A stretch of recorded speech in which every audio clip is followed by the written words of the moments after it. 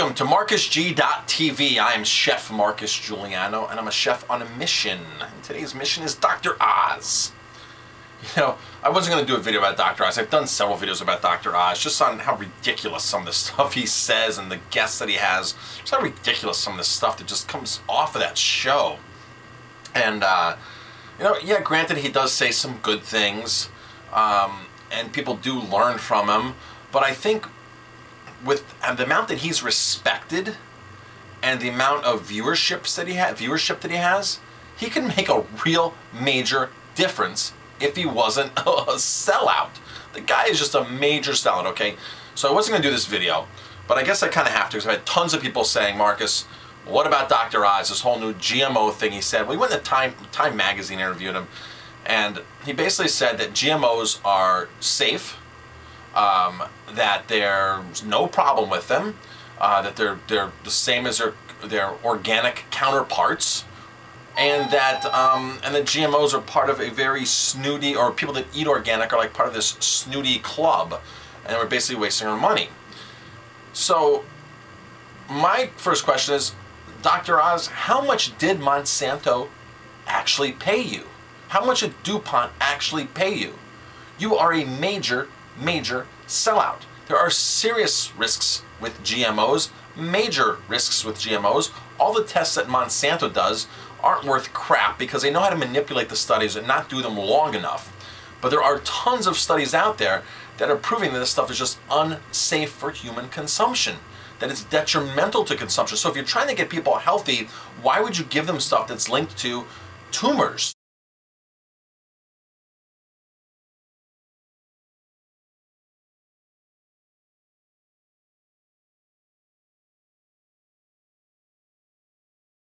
Kind of weird, huh, Dr. Oz? Just really weird. So I'm not gonna make this video that long because I could go on and on and on about, you know, about GMOs and how much I think Dr. Oz really screwed up massively this time. Massively. Monsanto was the big winner in Dr. Oz's interview, the major winner there. But people are becoming aware now of GMOs.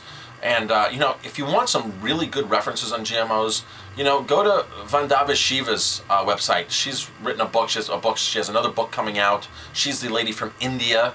And I just heard the new quote on the so-called GMO genocide in India is up to 280,000. 280,000 Indian farmers have committed suicide because they can't afford to pay back their debt on the GMO crops and pesticides and stuff that has to go with it.